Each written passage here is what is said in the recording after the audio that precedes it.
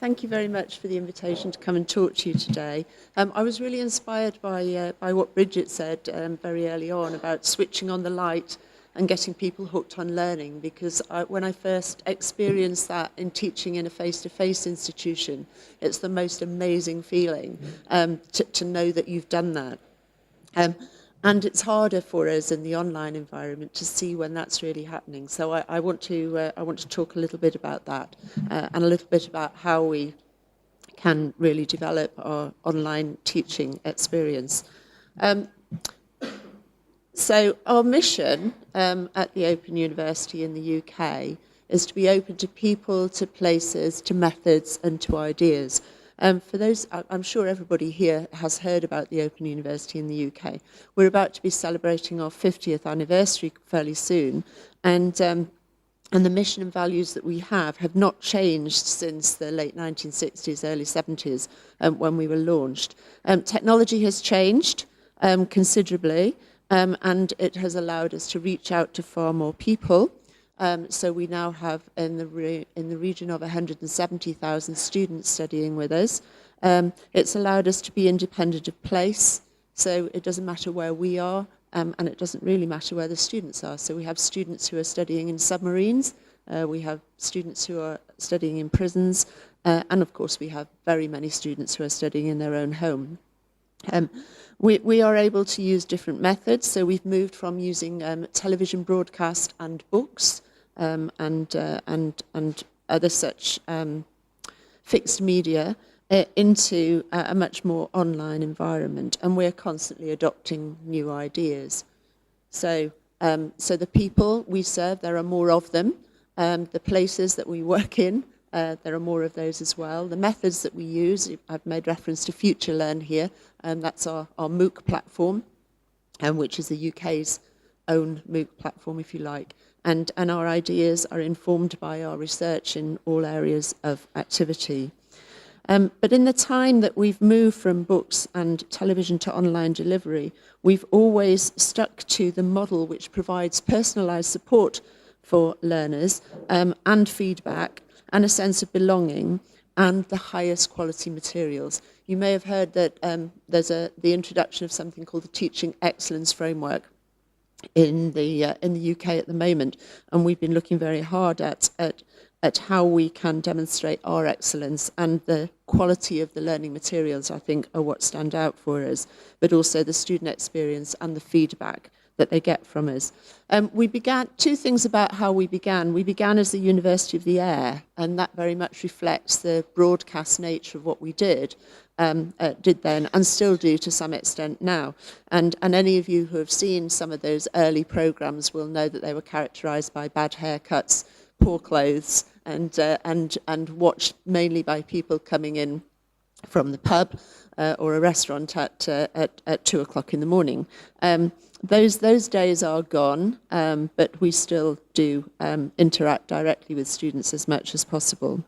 The other thing that's really important about who we are and what we do is that we are the providers of opportunity to people who have been disenfranchised by the education system, a system which excludes those without the social, cultural, and educational capital in order to be accepted into higher level learning.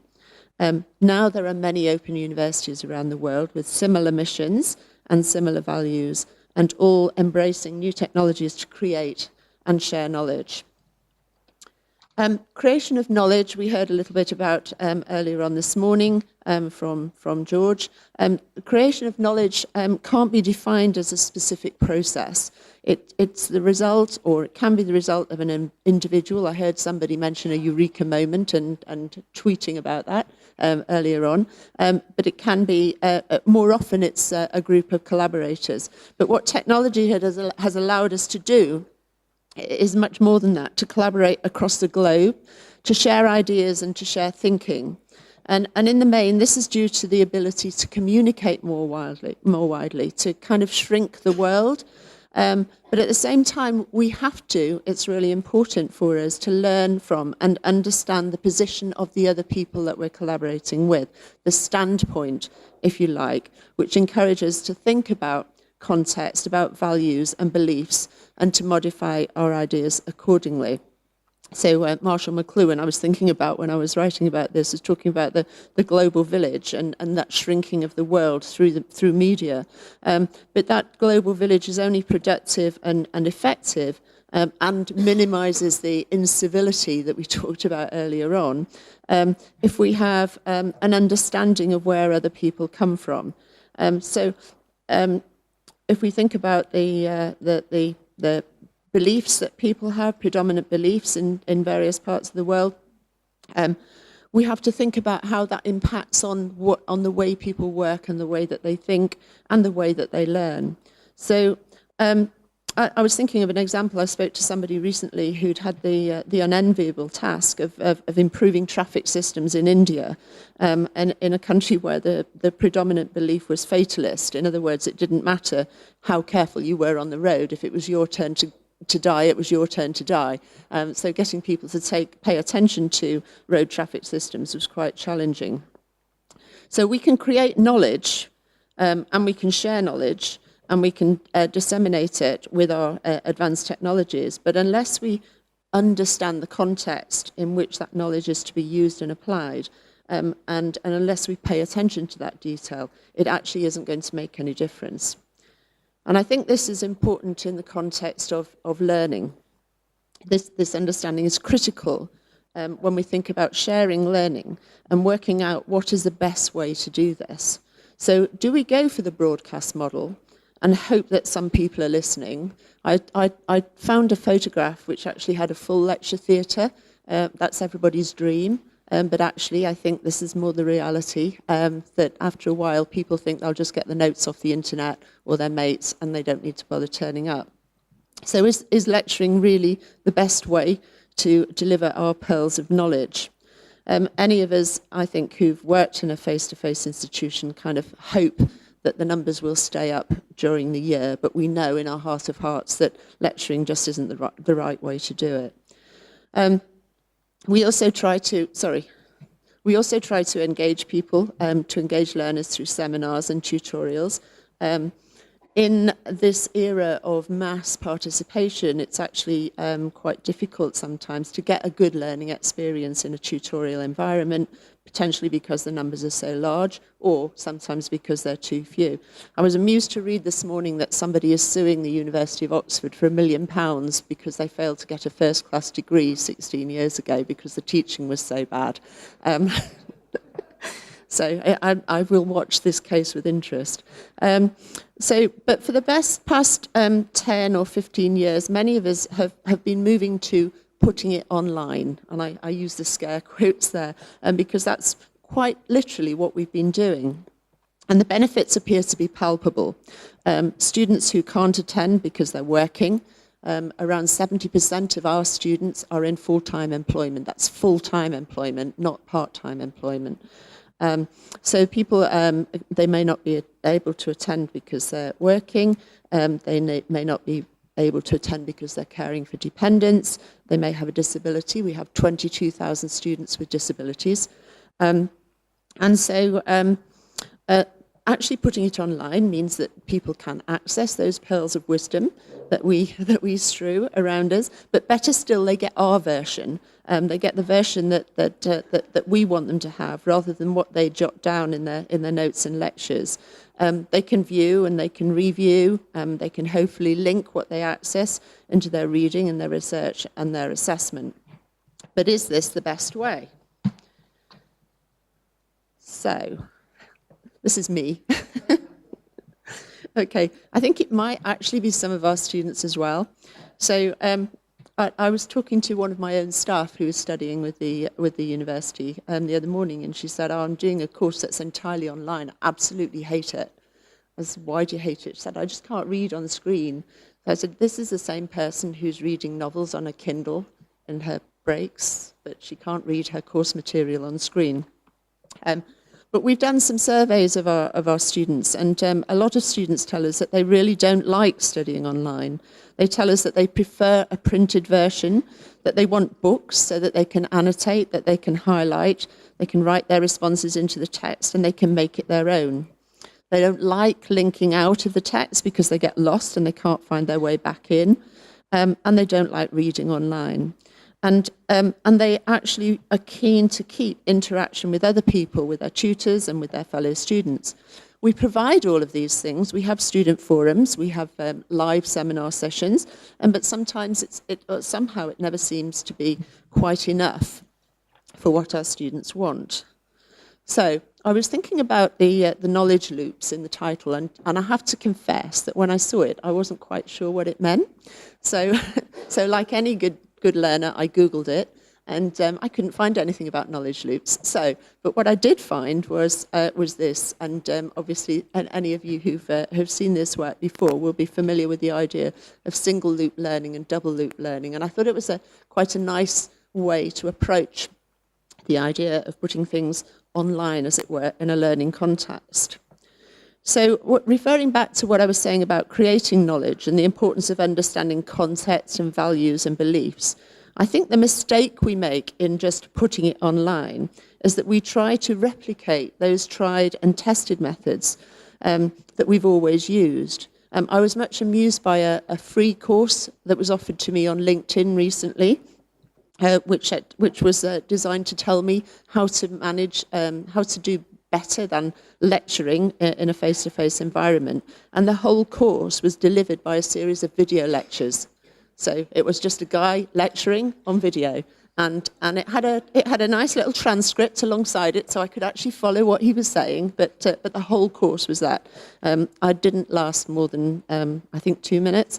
So for double loop learning, I think what we need to think about is revisiting our own underlying assumptions about what teaching and learning are, and to perhaps challenge the norms that we take for granted and really focus in on a pedagogy for online learning.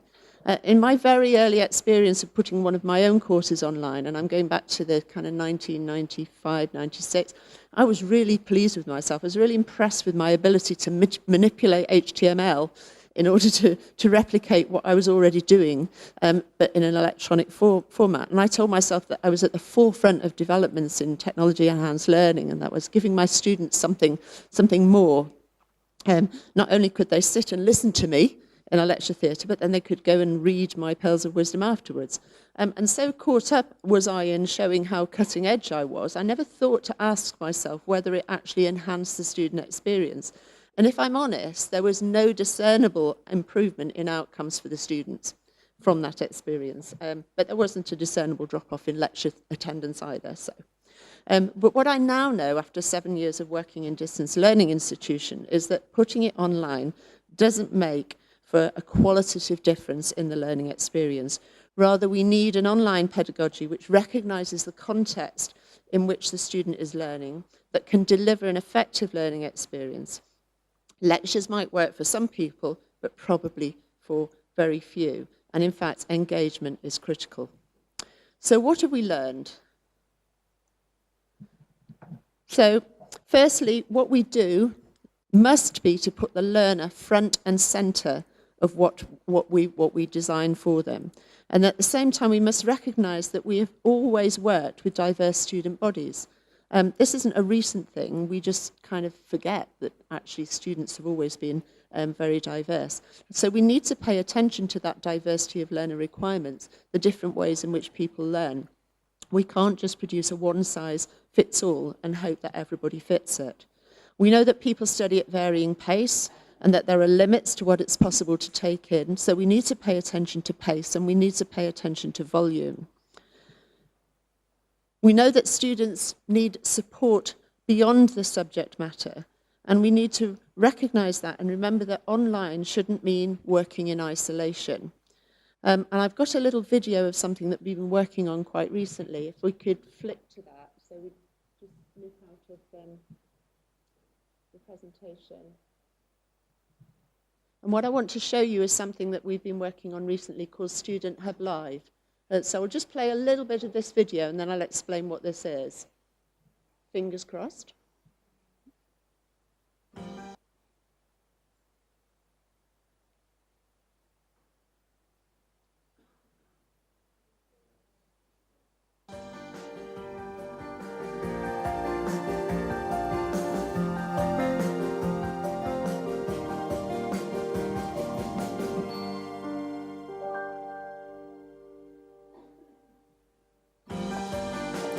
we're getting that much closer to answering the question, is there life on Mars?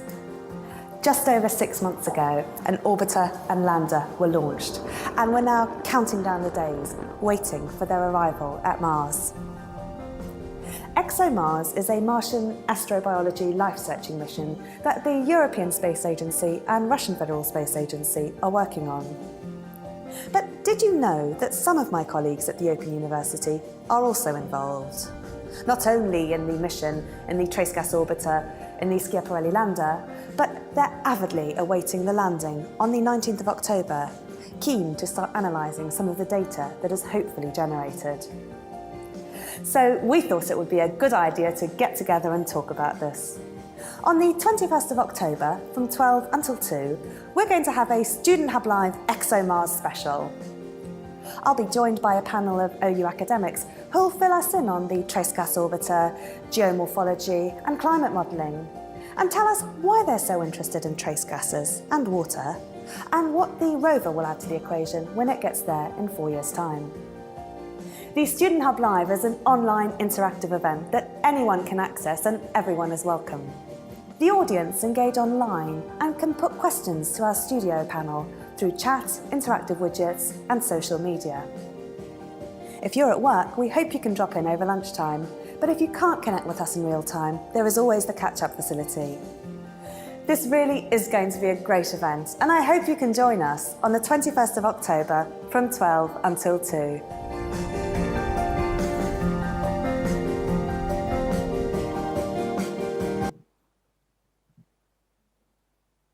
Okay, so that's an example of something we've been experimenting with lately. Student Hub Live is an interactive webcast product.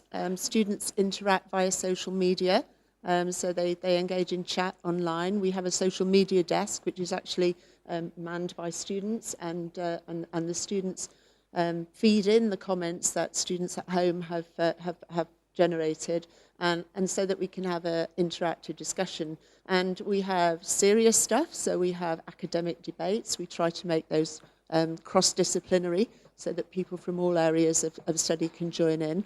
We have a study skills session. So recently we developed a series of boot camps, study skill boot camps, which we're getting around 2,000 students for each transmission, and those are now available on YouTube. So if you have a look at Student Hub Live on YouTube and have a look for some of those study skills sessions, you'll see those there.